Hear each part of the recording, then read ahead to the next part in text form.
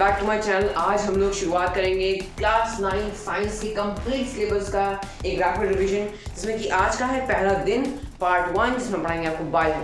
तो बायो एक बहुत ही स्कोरिंग सब्जेक्ट है in terms of MCQs, in terms of CBQs, है ना। और शॉर्ट आंसर क्वेश्चन और कम ही आते हैं। शॉर्ट आंसर क्वेश्चन केमिस्ट्री से आते हैं, लॉन्ग आंसर क्वेश्चन आते हैं हमारे, कुछ केस बेस्ड भी आते हैं हमारे, और वेरी लॉन्ग आंसर भी आते हैं हमारे फिजिक्स से। तो फिजिक्स को हम लोग करेंगे लास्ट में, और बीच में लोगों का केमिस्ट्री। और अभी लोग शुरुआत करते हैं बायो की। तो चलिए शुरू करते हैं बायो से। इस वीडियो को देखने के बाद आप लोग 95% बायो में कहीं नहीं रह गए। पहले chapter fundamental unit of life से फंडामेंटल यूनिट ऑफ लाइफ। तो चलिए शुरू करते हैं।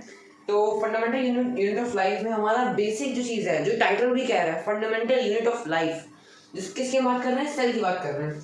तो सेल की डेफिनेशन क्या है, जो कि कई बार पूछ जाती है एक मार्क्स से क्वेश्चन में? Is the basic structural and functional unit of life. ये 2 मार्क्स क्वेश्चन पूछ जाती है वैसे। Basic structural and functional unit of life, इसी से सब कुछ शुरू हुआ है। तो अगर मैं एक ऑर्गेनिज्म ग्राफ इसको कहते हैं शायद से, है ना, तो मैं उसको ऑर्गेनिकल ग्राफ ही कहूँगा। क्यों? क्योंकि स्टार्टिंग उस मूव में दिखाता है कि हम पहले क्या थे, वी वर सेल। सेल से क्या बनता है? सेल से बनता है ऑर्गेनिज्म, सेल से बनता है टिश्यू, टिश्यू से बनता है ऑर्गन, ऑर्गन से क्या बनता है? Organ system,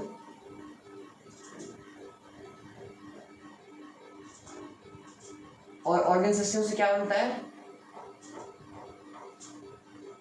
organism.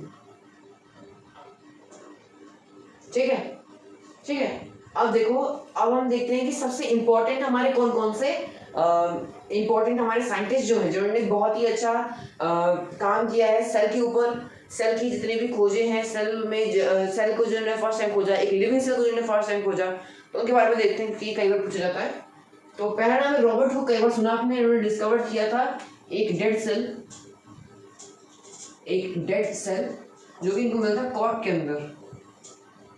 कॉर्क अगर आपको नहीं पता है तो ये होता है कॉर्क। और कॉर्क जो होता है वो बार्क होती है, पेड़ की छाल होती है, उससे कॉर्क कहते हैं। ठीक है, और उन्होंने इसको टर्म दिया था सेल। तो यही तो पहले इंसान ने इसको टर्म दिया था cell, by using a primitive microscope.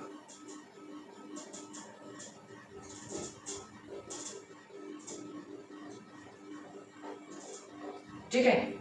अब एंटोनी वैन ल्यूवेनहुक आते हैं, जिनका बहुत ही बड़ा इंपॉर्टेंस है सेल की डिस्कवरी में। इन्होंने एक लिविंग सेल को देखा था। ठीक है, और लिविंग सेल उन्होंने कहाँ देखा था? पॉन्ड में जो पैथोजन होते हैं ना,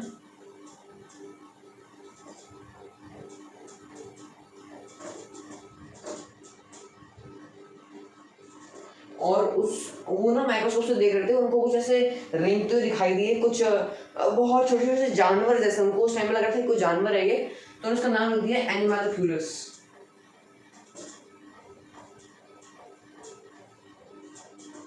ठीक है, अब आते हैं हमारे रॉबर्ट ब्राउन। इन्होंने एक्सीडेंटली डिस्कवर कर दिया था न्यूक्लियस को।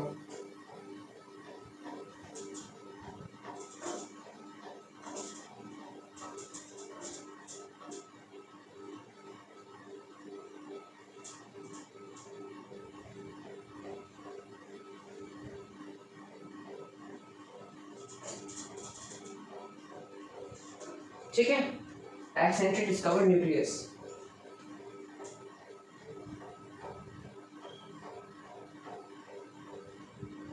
और उसको टर्म भी कर दिया था उन्होंने न्यूक्लियस।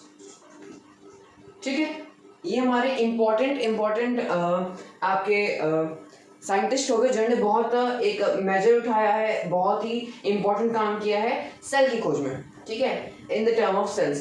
अब हम बात करते हैं सेल थ्योरी की। सेल थ्योरी में मैथियस शेल्डन श्वान, है ना, और भी बहुत सारे साइंटिस्ट हैं। उनके बारे में देखते हैं उन्होंने क्या चीज़ ऐसी बताई जिसकी वजह से सेल थ्योरी आज हमें पता है। ऐसे कौन कौन से स्टेटमेंट दिए तो चल देखते हैं। हमारे पहले साइंटिस्ट हैं सेल थ्योरी में एम.जे. शेल्डन। ठीक है, इन्होंने बोला था all plant are made of cells. ठीक है, नेक्स्ट है थॉमस श्वान, इनको टी श्वान लिखा है मैंने। इन्होंने बोला था कि all animals are made of cells. ठीक है, एक ने बोला सब प्लांट बने, एक ने बोला सब एनिमल्स बने, और रुडोल्फ वल्चो ने सबसे ज्यादा इंपॉर्टेंट चीज बोली जिसको नेगेटिव में से कई बार क्वेश्चन आया है, ऑलमोस्ट हर बार क्वेश्चन आता है, omni cellular E cellular, omni cellular E cellular.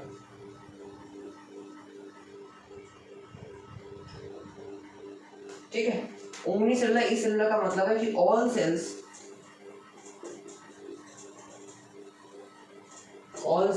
Came from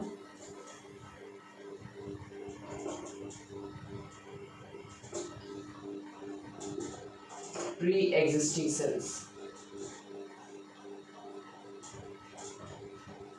ठीक है, एमजे शेल्डन ने क्या कहा, all plant are made of cells, सभी के सभी प्लांट, सारे प्लांट बने हैं सेल से। शॉन ने कहा कि सारे एनिमल बने हैं, सारे एनिमल बने हैं। और रुडोल्फ वर्चो ने कहा कि जो सेल है वो पुराने सेल से बने हैं। ठीक है, कोई भी सेल है वो एक पुराने सेल से बना है। ठीक है, ठीक है, अब हम चलते हैं हमारे नेक्स्ट टॉपिक में, जो कि है हमारा सबसे इम्पोर्टेंट जो टॉपिक है हमारा, वो है सेल के कंपोनेंट्स, है ना। तो चलिए शुरू करते हैं सेल के कंपोनेंट्स में, उसके बाद हम पढ़ेंगे सेल के ऑर्गन की। सेल के कंपोनेंट्स तो ध्यान से देखते हैं। प्लाज्मा मेम्ब्रेन जल्दी करते हैं। प्लाज्मा मेम्ब्रेन ये एक ऐसा आउटर कवरिंग होती है जो कि सेपरेट करती है सेल को एक्सटर्नल इन्वायरमेंट से। ठीक है, और सिलेक्टिवली परमिएबल होती है। सिलेक्टिवली परमिएबल का मतलब होता है कि अगर ये मेरी आपका प्लाज्मा मेम्ब्रेन है, अगर ये ठीक है, तो जो चीज़ को चाहिए होगी, जैसे कि अगर इसको चाहिए फूड है यहाँ पे, ठीक है, या ग्लूकोज है, तो ये ग्लूकोज को अंदर ले लेगी। लेकिन अगर मान लीजिए यहाँ पे कोई वायरस है, तो जो वायरस होगा वो पूरी कोशिश करेगा आने की, लेकिन ये उसको अंदर नहीं करने देगी अनटिल एंड अनलेस वो इसको ब्रेक नहीं कर देता। ठीक है, तो कोविड में क्या हुआ था, कोविड में यही हुआ था कि जो वायरस था उसने इसको ब्रेक कर दिया था। ठीक है, ठीक है, तो ये मतलब था सिलेक्टिवली परमिएबलनेस जो होता है उसका। अब हम देखते हैं कि किस चीज़ का बना होता है। ये बना होता है लिपिड एंड प्रोटीन्स का, जो कि बनाता है हमारा endoplasmic reticulum, rough endoplasmic reticulum actually. और अब हम बात करते हैं न्यूक्लियस की। न्यूक्लियस जो होता है वो कमांड एंड इंस्ट्रक्शंस देता है सेल को। सेल में जो भी होना होता है वो सब न्यूक्लियस की वजह से होता है, न्यूक्लियस की देन है। ये न्यूक्लियस होता है कि डबल मेम्ब्रेन बाउंडेड होता है, और माइटोकॉन्ड्रिया भी सेम ऐसा ही होता है, डबल मेम्ब्रेन बाउंडेड। और इसमें डीएनए होता है, और डीएनए के अंदर क्रोमोसोम्स होते हैं, है ना। और ये क्रूशियल होता है डिवीजन के लिए सेल्स के, और सेल का रिप्रोडक्शन जो होता है उसमें सबसे क्रूशियल पार्ट होता है न्यूक्लियस का। अब हम बात करते हैं सेल वॉल की। सेल वॉल एक रिजिड कवर है जो कि इससे पहले आता है, प्लाज्मा मेम्ब्रेन से पहले आता है, और ये सिर्फ और सिर्फ प्लांट्स में होता है।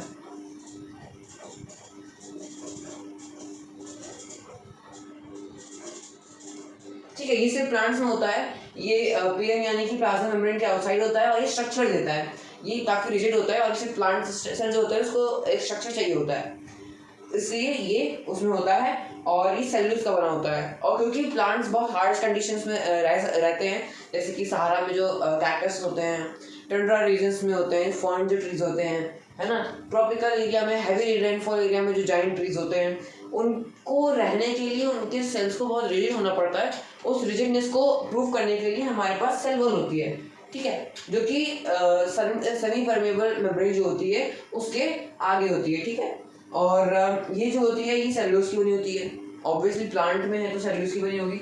और प्रोटोप्लाज्म कह रहा हूँ, सॉरी, प्रोटोप्लाज्म जो होता है वो लिविंग कंटेंट होता है सेल का। ठीक है, और साइटोप्लाज्म जो है वो जेली लाइक फ्लूइड है, जो जिसमें 90% वाटर होता है, जो इसका एक ही काम होता है, ट्रांसपोर्ट करना, मतलब फैसिलिटेट करना ट्रांसपोर्टेशन को। ये अगर मेरा सेल है और ये मेरा न्यूक्लियस है, और मुझे अगर मान लीजिए मुझे यहाँ पे एक डैमेज हुआ है, यहाँ पे सेमी परमेबल मेम्ब्रेन में डैमेज हुआ है, तो मुझे उसको पढ़ने के लिए मेरे पास होना चाहिए बहुत सारा प्रोटीन एंड लिपिड्स। तो एंडोप्लाज्मिक रेटिकुलम से मैं यहाँ पहुँचाऊंगा प्रोटीन, और फिर यहाँ पे बिल्ड होगा।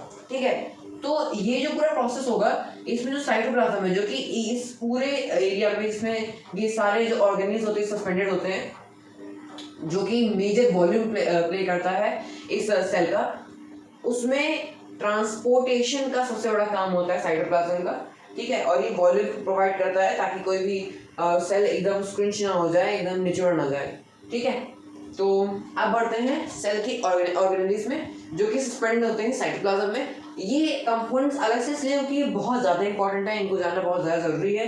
कई बार क्वेश्चन में पूछता है कि जो सेल कंपोनेंट्स होते हैं वो उन सेल कंपोनेंट्स में मेन चीज़ें क्या हैं, उनका स्ट्रक्चर क्या है, वो किसी से बने हैं, एक्सेट्रा एक्सेट्रा।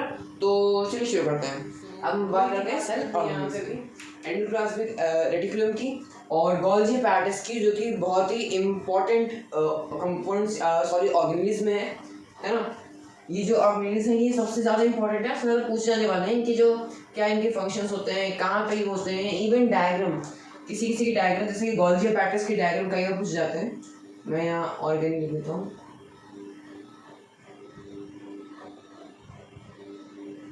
ठीक है।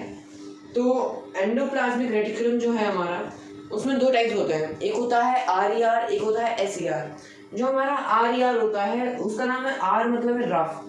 तो रफ क्यों है? क्योंकि उसके जो टॉप होता है उसके ऊपर राइबोसोम्स होते हैं और राइबोसोम्स की वजह से वो रफ लगने लगता है। उसकी फोटो मैं यहाँ लगा देता हूँ, ठीक है। तो राइबोसोम्स की वजह से वो रफ लगने लगता है, इसका देख सकते हैं। और ये इनका काम क्या होता है कि प्रोटीन एंड डाइजेस्टिव एंजाइम्स बनाते हैं, प्रोटीन एंड डाइजेस्टिव एंजाइम्स को सिंथेसाइज करते हैं और ये ट्रांसपोर्ट भी करते हैं, मतलब इन्हीं का ट्रांसपोर्टेशन भी होता है, ठीक है। स्मूथ एयर यानी कि स्मूथ एंडोप्लाज्मिक रेटिकुलम, इसलिए स्मूथ इसलिए क्योंकि उसमें राइबोसोम्स नहीं है, इसके सरफेस में राइबोसोम्स नहीं, तो ये माइक्रोस्कोप से रफ नहीं लगता है ना। और ये क्या बनाता है? लिपिड बनाता है और डिटॉक्सिफिकेशन करता है किसकी? सेल की। गोल्गी एपेरेटस काफ़ी ज़्यादा इंपॉर्टेंट है क्योंकि गोल्गी एपेरेटस जो है उसमें हमारा मॉडिफिकेशन, सॉर्टिंग, पैकेजिंग होता है प्रोटीन और लिपिड्स दोनों का। मतलब जो एंडोप्लाज्मिक रेटिकुलम जो कि ट्रांसपोर्ट करता है, वो ट्रांसपोर्ट काम करता है गोल्गी एपेरेटस में, ठीक है। तो और ये सेंसाइज करते हैं लाइसोसोम को। लाइसोसोम को सेंसाइज करना भी बहुत ही इंपॉर्टेंट टर्म है लाइसोसोम। लाइसोसोम जो होते हैं उन बारे में आपको मैं बताऊंगा, लेकिन मैं इतना बता देता हूँ कि इनके अंदर डाइजेस्टिव एंजाइम स्टोर किए जाते हैं। मतलब ये सिर्फ और सिर्फ मॉडिफाइड सॉर्ट पैकेज नहीं करते प्रोटीन या लिपिड को, ये डाइजेस्टिव एंजाइम्स को लाइसोसोम में भर के उसके बाद छोड़ देते हैं एज एन ऑर्गेनेली, ठीक है। तो एक ऑर्गेनेल दूसरे ऑर्गेनेल को बना रहा है, ठीक है। तो ये है। और इसका एक और चीज़ है, इसका जो डायग्राम है कुछ ऐसा होता है कि अगर ये मेरा न्यूक्लियस है और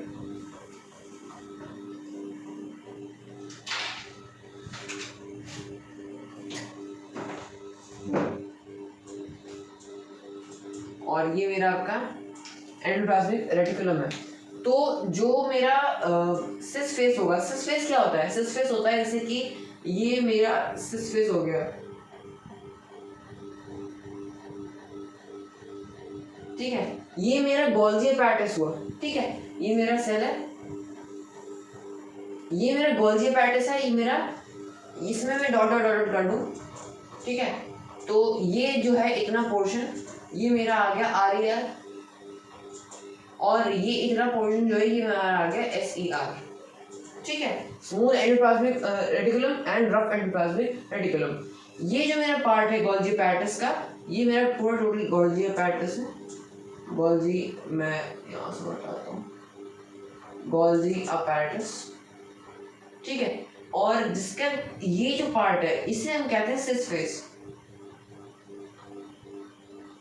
यानी कि गोल्गी एपेरेटस की वो वाली डिस्क जो कि न्यूक्लियस की और अपने फेसेस से कहते हैं सिस फेस, ठीक है। इसको ध्यान से देख लीजिए, इसका स्क्रीनशॉट ले लीजिए, ठीक है। और ये बहुत ही इंपॉर्टेंट है, ये पूछा जाता है, ये काफ़ी इंपॉर्टेंट ऑर्गेनेल्स है ना। और एक और है माइटोकॉन्ड्रिया, वो भी बहुत इंपॉर्टेंट है। तो आगे और ऑर्गेनेल्स की बात करते हैं, चलिए। सो फास्ट करते हैं। लाइसोसोम जो होते हैं, ये मैंने जैसे बताया कि आपको, ये सैक्स होते हैं, सैक्स जैसे कि पाउचेस होते हैं, पाउचेस। तो उसी तरह sac filled with digestive enzymes, इसमें डाइजेस्टिव एंजाइम्स होते हैं जो कि डाइजेस्ट करते हैं, ये डाइजेस्ट करते हैं वेस्ट को और फॉरेन सब्सटेंसेस को। और अगर सेल को डैमेज होता है तो फिर ये फट जाते हैं और अपने ही सेल को खा जाते हैं, डाइजेस्ट कर लेते हैं, इसलिए उनको कहा जाता है सुसाइड बैग्स, ठीक है। और फिर हम बात करते हैं राइबोसोम्स की। राइबोसोम्स होते हैं वो राउंड पार्टिकल होते हैं जो फ्लोट कर रहे होते हैं RER यानी कि रफ एंडोप्लाज्मिक रेटिकुलम में, जैसे कि हमने बात की अभी। इनका काम होता है प्रोटोन कह रहा हूँ प्रोटीन को सेंसाइज करना, ठीक है। प्लास्टिड जो होते हैं वो होते हैं क्लोरोप्लास्ट, क्रोमोप्लास्ट, ल्यूकोप्लास्ट, यही तीन आप याद कर लीजिए। तो क्लोरोप्लास्ट जो होता है वो क्लोरोफिल को कंटेन करता है, इजी। क्रोमोप्लास्ट जो होता है वो कलर देता है फ्रूट को और फ्लावर को। ल्यूकोप्लास्ट जो होता है वो स्टोरेज होती है उसकी, वो स्टोर करता है फूड को। तो ये जो है ये सिर्फ प्लांट में होता है, ठीक है। और वैक्यूल्स होते हैं, ये कुछ नहीं है, वैक्यूल्स नहीं है, कुछ नहीं लिखा, क्योंकि इसका एक काम होता है, ये पूरा भरा होता है फ्लूइड से, और इसका एक काम होता है न्यूट्रिएंट्स, वाटर या फिर ऐसी चीज़ों को स्टोर करना। और ये प्लांट में सबसे बड़ा होता है, बहुत बड़ा होता है, लेकिन हमारे जो ह्यूमन सेल होते हैं, एनिमल सेल जो होते हैं उसमें छोटा सा होता है। Mitochondria double membrane folded inside and produces ATP, adenosine triphosphate. ये एक टाइप करेंसी है हमारे सेल के लिए, जिसका मतलब है कि मतलब जो एनर्जी हम यूज कर रहे हैं सेल के अंदर, वो एडेनोसाइन ट्राइफॉस्फेट के रूप में ये हमें प्रदान करता है, ठीक है, प्रोवाइड करता है, प्रोड्यूस करता है। तो ये फोल्ड होता है इंसाइड में, डबल मेम्ब्रेन होता है, मतलब कि ये कुछ ऐसा दिखता है, एक ये और फिर ऐसे ऐसे ऐसे ऐसे ऐसे ऐसा कुछ होता है हमारा माइटोकॉन्ड्रिया, ठीक है। डबल मेम्ब्रेन होता है, अंदर से फोल्ड होता है और प्रोड्यूस करता है एडेनोसाइन ट्राइफॉस्फेट, ठीक है। तो यहीं पे खत्म होता है आपका the fundamental unit of life chapter, ठीक है। हमने क्या क्या पढ़ लिया? हमने पढ़ लिया इंपॉर्टेंट साइंटिस्ट के बारे में, Robert Hooke, Abraham Leeuwenhoek, Robert Brown, और हमने पढ़ लिया शेल्डन श्वान वर्चू के बारे में, जो इन्होंने हमें बताया था कि जो सेल थ्योरी के हिसाब से कि जो जितने भी प्लांट्स होते हैं वो सेल के बने होते हैं, जो एनिमल्स होते हैं उनमें भी सेल होते हैं, और ओमनी सेलुलर ई सेलुलर यानी कि जो सेल्स होते हैं वो प्री एग्जिस्टिंग सेल से ही आए होते हैं, ठीक है। फिर हमने बात की कंपोनेंट्स की, सेल कंपोनेंट्स जैसे कि न्यूक्लियस, परमेबल मेम्ब्रेन जो होते हैं, सेमी परमेबल मेम्ब्रेन, और सेल वॉल जो होती है उसके बारे में हमने बात की, ठीक है। और फिर हमने बात की लाइसोसोम की, राइबोसोम की, माइटोकॉन्ड्रिया की, प्लास्टिड की एंड वैक्यूल्स की, ठीक है। तो सारे हमारे ऑर्गेनीज हो गए, सारे कंपोनेंट्स हो गए। अब हम बढ़ते हैं टिश्यूज में, ठीक है, चैप्टर टिश्यूज में हमारे कुछ ग्रुप्स आते हैं, जैसे कि प्लांट में है ना, एनिमल में, तो इन सबके टिश्यूज कुछ अलग अलग होते हैं, अलग अलग, क्योंकि वेरिएशंस इसीलिए होते हैं क्योंकि इनके काम अलग अलग है, ठीक है। तो बिना टिश्यू की डेफिनेशन देख लेते हैं। Group of similar cell performing specific task. कुछ सेल्स हैं जो कि सिमिलर हैं, जैसे कि न्यूरॉन सेल्स है ना, वो सब सेम है और वो स्पेसिफिक टास्क को करते हैं, यानी कि मैसेज पहुंचाना, ठीक है। तो group of similar cell performing specific task equal to tissue में दो पार्ट है हमारे, प्लांट और एनिमल, है ना। और ये जो दो पार्ट है, इसमें प्लांट में हमारे दो और पार्ट है, सब टॉपिक्स, जिसका नाम है meristematic tissues and permanent tissues. Meristematic tissues बहुत ही आसान टाइप के टिश्यूज है, मतलब जल्दी समझ में आ जाएंगे। एपिकल टिश्यूज हैं, इंटरकैलरी है और लैटरल है। जैसे कि मैं अगर कोई प्लांट बनाता हूँ, एक बेसिक प्लांट,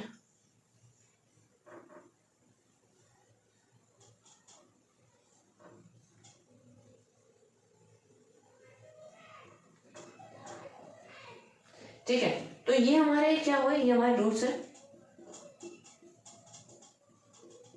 और ये हमारा प्लांट है, हमारे क्या कैक्टाई बना दिया है। तो फिर इसे हम देख लेते हैं। एपिकल मतलब आप एपेक्स समझो, एपेक्स मतलब टॉप पोजीशन। तो यहाँ पे और यहाँ पे एपिकल टिश्यूज की ग्रोथ हो रही होती है, ठीक है।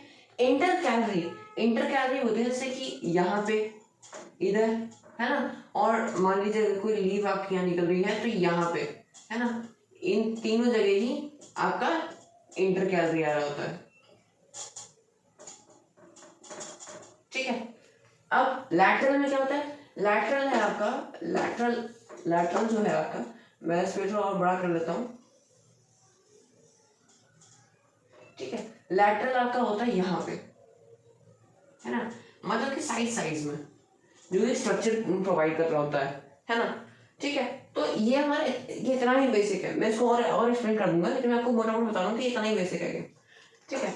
और क्या है इसमें? सिंपल एंड कॉम्प्लेक्स टिश्यूज हैं परमानेंट में। अब परमानेंट में क्या है, जैसे कि हमारा, आपने देखा होगा जो जहाँ पे पेड़ से कट जाता है तो वहाँ पे ना ऐसे रिंग्स होती हैं, फॉर्म हो जाती हैं। ये मान लीजिए हमारा पेड़ से कटा हुआ है, तो कटे हुए पेड़ में आपको एक क्रॉस सेक्शन दिखता है कि ये पेड़ में ऐसे रिंग्स टाइप दिखती है करके, है ना, और बीच में डेंस होता है, तो वो होता है जाइलम एंड फोलम, ठीक है। इसका मैं बताऊंगा। इनका काम होता है ट्रांसपोर्टेशन का काम होता है इनका ट्रांसपोर्टेशन। इट मीन्स कि न्यूट्रिएंट्स एंड वाटर्स को ट्रांसपोर्ट करता है, ठीक है। और क्या है, और हमारे कॉम्प्लेक्स टिश्यूज हैं। तो सिंपल में हमारे सिंपल टिश्यूज हैं जैसे कि पेरेन्काइमा, स्लेन्काइमा वगैरह, और कॉम्प्लेक्स हमारे जाइलम एंड फ्लोएम आते हैं। ठीक है। एनिमल में हमारे बहुत इंपॉर्टेंट है एपिथेलियल, है ना, एपिथेलियल टिश्यूज होते हैं, उनमें स्क्वामस, क्यूबॉइडल, कॉलमनार, सेरिएटेड टिश्यूज होते हैं।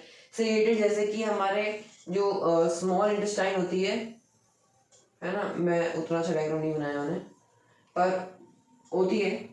ठीक है। तो स्मॉल इंटेस्टाइन डायग्राम, जो स्मॉल इंटेस्टाइन में जो होती है, उसका अगर हम क्रॉस सेक्शन देखें तो कुछ ऐसी होती है ना, मतलब अगर उसको काट दो तो कुछ ऐसी होती है ना। तो अब इसमें क्या होता है ना, इसी में अगर मैं एकदम जूम करके देखूं तो ऐसे ऐसे ऐसे ऐसे ऐसे ऐसे फिंगर लाइक स्ट्रक्चर्स होते हैं। उनका काम जानते हो क्या होता है? उनका काम होता है जो फूड पास होके गया है उनको ब्लड में ऑब्जॉर्व करना डायरेक्टली।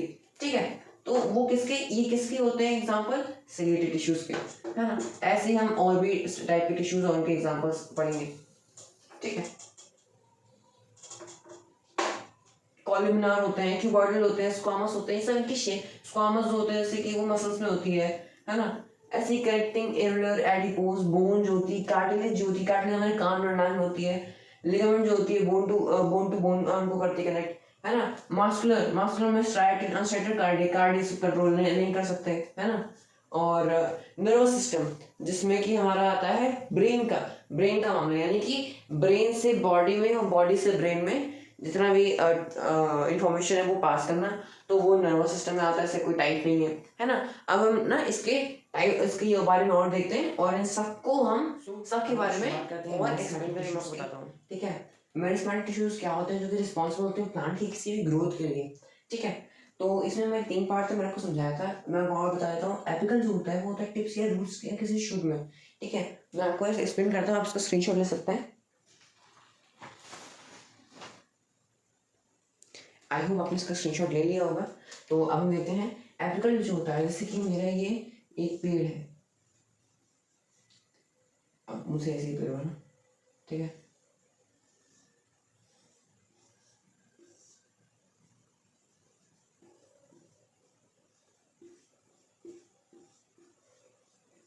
ठीक है। अब एपिकल जो होता है वो रूट और शूट जो होता है उसके टिप्स में होता है। यानी कि अगर स्कूल की जगह यहाँ बस एक ऐसे ऐसे और एक ये में। ठीक है। तो यहाँ पे और यहाँ पे ये जो है ना, यहाँ पे आपका होगा एपिकल। ठीक है। इंटरकैलरी का होता है न्यूज में होता है। अब जैसे मैंने कोई घास बनाई है, ठीक है, तो इनकी जो नोड्स है ना, जहाँ पे जुड़ी होती है इनको नोड्स कहते हैं, वहां पे होता है इंटरकैलरी। इंटरकैलरी इसमें भी होगा, इधर यहाँ पे ये सब इंटरकैलरी है। लैटरल कहाँ होता है? जैसे मेरा ये पेड़ है, देखिए ड्राइंग बन जाना। ठीक है। तो इसके जो ये वाला पोर्शन है ये, है ना, तो यहाँ पे जो है मेरे लैटरल होंगे बोथ साइड्स। ठीक है। तो ऐसे हम बताते हैं, देखो लैटरल होता है वो बॉर्डर में होता है, शूट या फिर ट्रंक के बॉर्डर में होता है थिकनेस को बढ़ाने के लिए, है ना। और इंटरकैलरी होता है वो ग्रास में होता है ताकि वो लंबा कर पाए, है ना, उसको स्ट्रेंथन कर पाए बढ़ती थिकनेस और ग्रोथ के साथ। ठीक है। तो इनका क्या कैरेक्टरिस्टिक होता है कि ये एक्टिवली डिवाइड करते हैं सेल को। इनमें डेंस साइटोप्लाज्म होता है, साइटोप्लाज्म बहुत डेंस होता है और थिन होती है सेल वॉल, लार्ज न्यूक्लियस होता है और वैक्यूल नहीं होता।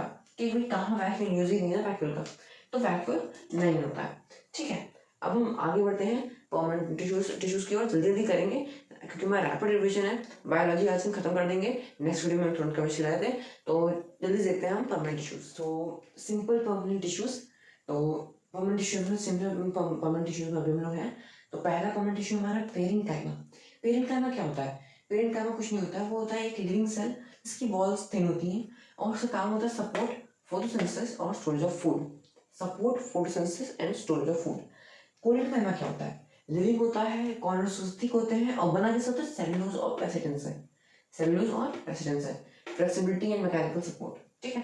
पेरेन्काइमा क्या होता है? डेड होता है, थिक वॉल्स होती हैं, लिग्निफाइड होता है, ये लिग्निन से बना होता है, लिग्निन। ठीक है। और ये इंडिपेंड करता है स्ट्रेंथ और हार्डनेस के लिए। कहाँ कहाँ पे होता है, कोकोनट का जो हस्क होता है ना उसमें भी यही होता है स्क्लेरेंकाइमा। अच्छा, अब स्पेशल टाइप के हैं ये सिंपल परमानेंट टिश्यूज। पेरेंकाइमा का टाइप है, क्लोरेंकाइमा वो होता है टाइप ऑफ पेरेंकाइमा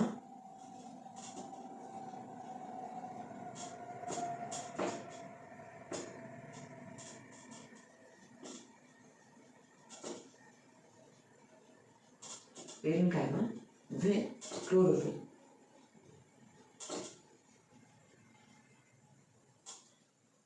पेरेंकाइमा क्या होता है, टाइप ऑफ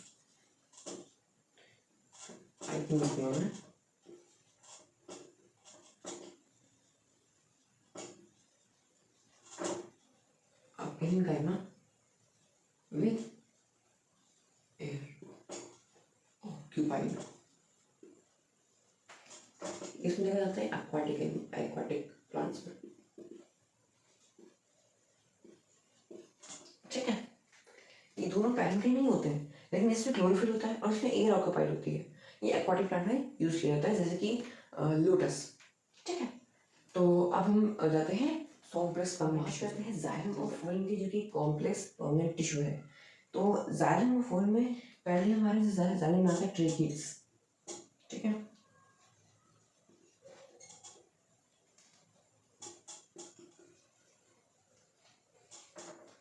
और फोरम में आता है सीव ट्यूब।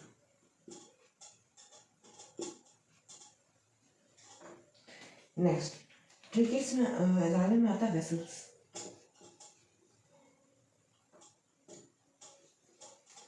और सेम जगह फुल में आता है कंपेनियन सेल।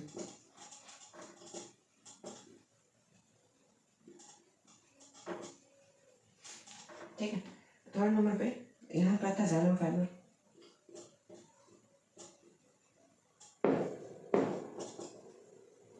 यहाँ पे आता है फुलम फाइबर।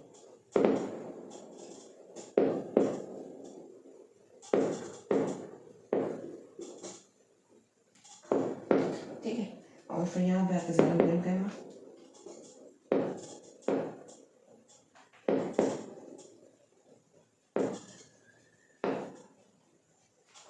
यहाँ पे फुलम फाइबर पेरेंकाइमा।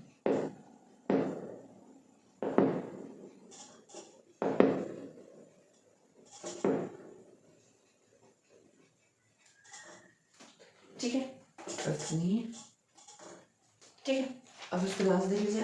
अब मैं आपको इसमें एक्सप्लेन करता हूँ। देखिए, ट्रेकिड्स जो है, ट्रेकिड्स जैसे कि हमारी ट्रेकिया होता है ना, सेम यहाँ पे ट्यूब है। ठीक है, वेसल्स जो उसको लेके जाएंगे, जाइलम फाइबर्स। ठीक है, और पेरेंकाइमा। ठीक, सीव ट्यूब्स, सीव आपने कहाँ सुना है, छन्नी है ना, तो ये होता है कुछ ऐसे। आपको यहाँ पे नहीं दिख रहा होगा, तो मैं इन बना देता हूँ।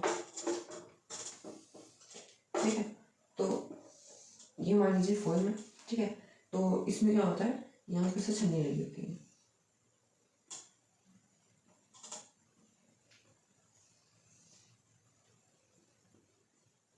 ठीक है, अब कंपेनियन सेल्स होते हैं फिर।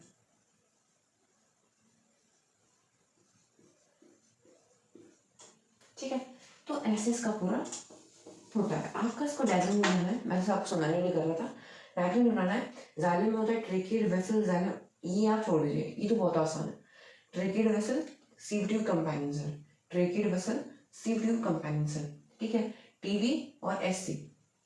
ठीक है, आप इसको ऐसे याद कर सकते हैं, टीवी और एससी से। तो एक्स टीवी और पीएससी, पीसीएस भी आप पीसीएस भी याद कर सकते हैं कि एक्सयूवी और पीसीएस।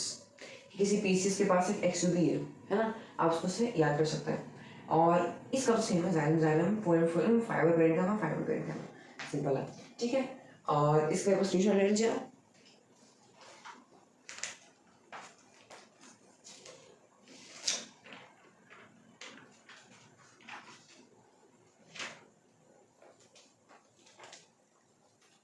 आई होप आपने ले लिया होगा। तो जाइलम जो होता है, जाइलम आपका बहुत ही कॉम्प्लेक्स नहीं है। आपका जो जाइलम है वो बहुत कॉम्प्लेक्स नहीं है, काफ़ी इजी टाइप का है वो। लेकिन हाँ, इसका जो काम होता है ये कई बार पूछा जाता है वाटर, और इसका फूड। इतना याद रखिए, इसका वाटर, इसका फूड, ये पानी जाता है और ये खाना। ठीक है, अब हम सीधे चलते हैं एनिमल टिश्यूज में, यानी कि एपिथेलियल टिश्यूज। चलिए शुरू करते हैं। एपिथेलियल टिश्यूज जो कि हमारे एनिमल टिश्यूज में आते हैं, तो उसका काम क्या होता है? कवरिंग करना और लाइनिंग करना टिश्यूज, है ना। तो वो वाले टिश्यूज जो कवर करते हो या फिर लाइनिंग करते हो, लाइनिंग मतलब पतली सी लेयर बिछा देना। ठीक है, स्क्वैमस फ्लैट सेल्स होते हैं जो कि लंग्स और ब्लड वेसल्स में होते हैं। ठीक है, क्यूबॉइड शेप होते हैं, जो किडनी में जो वो वेसल्स होती हैं जिनमें जो यूरिन होती है उसको वो किया जाता है, क्या कहते हैं, फिल्टर किया जाता है। ठीक है, उसमें होती है सिलिएटेड है। सिलिया क्या होती है? सिलिया होती है, देखिए ऐसे ऐसे ऐसे ऐसे ऐसे ऐसे, है ना। इससे ये स्मॉल इंटेस्टाइन का क्या काम होता है? जो भी हमारा खाना होता है ना, वो ये अब्जॉर्ब करती है और डायरेक्टली भेजती है ब्लड में। ठीक है, ये डायरेक्टली भेजती है ब्लड में। अब्जॉर्प्शन काम होता है इसका, अब्जॉर्प्शन का काम होता है इसका। ठीक है, और ग्लैंडुलर सीक्रेशन भी होती है, ग्लैंड्स में होती है सीक्रेशन काम इसका। देख रहे हो, प्रोटेक्शन, अब्जॉर्प्शन, सीक्रेशन। तो ये है आपके कैरेक्टरिस्टिक्स, और ये है आपके सारे एपिथेलियल टिश्यूज। ठीक है, अब हम चलते हैं कनेक्टिव टिश्यूज में, जैसे कि जॉइंट एंड सपोर्ट वाले। ठीक है, कनेक्टिव टिश्यूज शुरू करते हैं। टिश्यूज क्या होते हैं? जो कि किसी ना किसी चीज को जोड़ रहे हो किसी से।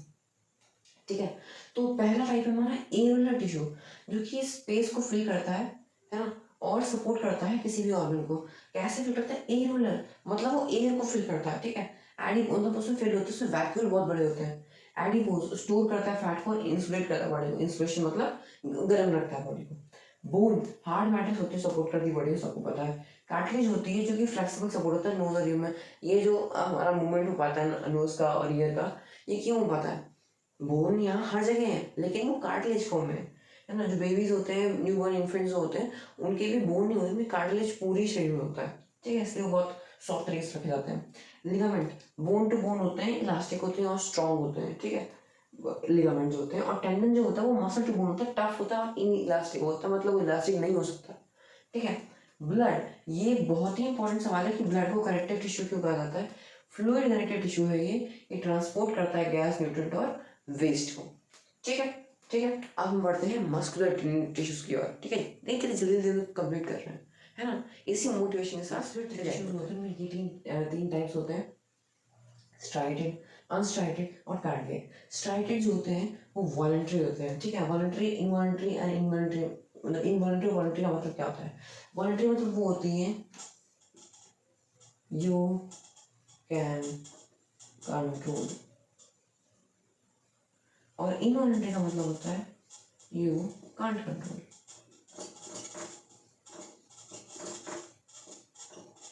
ठीक है, अब स्ट्राइटेड जो होती है स्ट्रिप्ड होती है, स्ट्रिप मतलब स्ट्रिप्स टाइप में, और मल्टी न्यूक्लिएटेड होता है, कई सारे न्यूक्लियस होते हैं, आर्म, लेग, टंग में ही होती है। अनस्ट्राइटेड जो होती है उनमें स्ट्रिप्स नहीं होती, लेकिन स्पिंडल शेप होती है, यानी कि ऐसे। ये जो होती हैं ये ऐसे होती है, स्ट्रिप्स टाइप में, कई सारे न्यूक्लियस होते हैं। और स्पिंडल शेप में होती है, स्ट्रिप नहीं होती, एक ही न्यूक्लियस होता है, ये होती है स्टमक और इंटेस्टाइन। कार्डियक जो होती है वो इनवॉलंटरी होती है, मतलब कि आप उसे कंट्रोल नहीं कर सकते ना इसको। कभी अगर ऐसा कर सकते, मैंने खाना खाया, मैं पचाऊंगा बाद में, और मैं बाद में बचाऊंगा, मतलब मैं पेट को रोक देता हूँ, तो पेट नहीं रोक सकता ना, वो अपने साथ चल रहा है। कार्डियक, आप अपने हार्ट को रोक सकते हो? नहीं, आप नहीं रोक सकते हार्ट, सीधा वरना तो हार्ट में नहीं रोक सकते। ठीक है, हार्ट को हम रोक नहीं सकते, तो इसलिए कहते हैं उसको इनवॉलंटरी। ये स्ट्राइटेड होता है, ब्रांच होता है, नो न्यूक्लियस, उसमें कोई न्यूक्लियस नहीं होता। ब्रांच मतलब तो वो ऐसे होता है।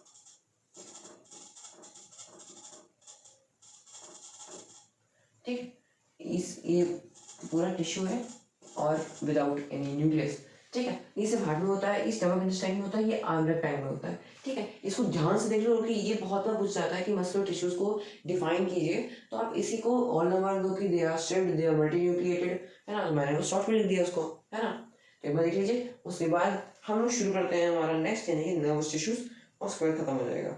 ठीक है, ओके, देख लिया होगा आपने। चलिए शुरू करते हैं। Nervous tissues made of neurons. ठीक है, और ये मैं न्यूरॉन को आपको डायग्राम ला दिया है ताकि आपको पता चल जाए कि हाँ न्यूरॉन का डायग्राम कैसा लगता है। कई फॉर एग्जाम्पल पूछ लेते हैं कभी कभी, तो 5 मार्क्स का भी आ जाता है और 5 मार्क्स का ही आता है, अंदर आता है तो आप इसको आराम से देख लीजिएगा कि यहाँ पर डेंड्राइट्स होते हैं। अगर क्वेश्चन पूछता है कि कौन से चीज़ जो होती है वो पिकअप करती है तो होती डेंड्राइट है ना, सिग्नल को पिकअप करती है। ये न्यूक्लियस है हमारे डेंड्राइट का, इस मतलब पूरे न्यूरॉन का। ये इन्हें शॉन केज कहते हैं, जो कि अभी शायद 10th या 11th में आएगा। और ये हमारा आपका सेल बॉडी है, मतलब ये पूरा सेल बॉडी है। ये हमारा एक्सोन है, ये एक्सोन टर्मिनल्स हैं, जो ये सब टर्मिनल्स हैं, एंड पॉइंट जोन है, ठीक है। And that's all for today. जो हमारा लास्ट चैप्टर है ना, importance of food resource, I think उसको मैं किसी और वीडियो में कर दूंगा क्योंकि बहुत ज़्यादा टाइम हो रहा है। तो यस, तो हमारा जो लास्ट चैप्टर है importance of food resource, I think उसको मैं लास्ट में कर दूंगा क्योंकि बहुत ज़्यादा टाइम हो रहा है। तो नेक्स्ट वीडियो उसी का आएगा, इम्पोर्टेंस ऑफ फूड रिसोर्सेज। तो कैसा लगा आपको मेरा वीडियो बताइएगा, और क्या आपका रिविजन इससे अच्छा हुआ, और क्या क्या आप मुझे टिप्स दे सकते हो कि भैया ऐसा करोगे वैसा करो, तो मैं वो करके लाऊंगा। और आपको कौन कौन सब्जेक्ट का वीडियो चाहिए मुझे बताइएगा, AI हो चाहे कोई भी वर हो, आप मुझे बताइएगा। कोई भी प्रूफ हो, मैंने मैथमेटिकल प्रूफ ही लाया था लेकिन अभी किसी कुछ कहा नहीं है, तो कोई बात नहीं, मैं अपने आप से भी डालूंगा और अभी मैथ्स का भी डालूंगा। साइंस हमारी ऑलमोस्ट खत्म होने वाली है, नेक्स्ट है केमिस्ट्री, फिर फिजिक्स है, और फिर हम SST का शुरुआत करेंगे और उससे पहले मैथ्स सब खत्म कर देंगे, ठीक है। So that's all for today, okay. Hope you like and enjoy my video. और अच्छे से पढ़ना, मेहनत से पढ़ना, फोड़ के आना, okay. Bye bye from Abhinav concept lab, where we build basic tools. Thank you.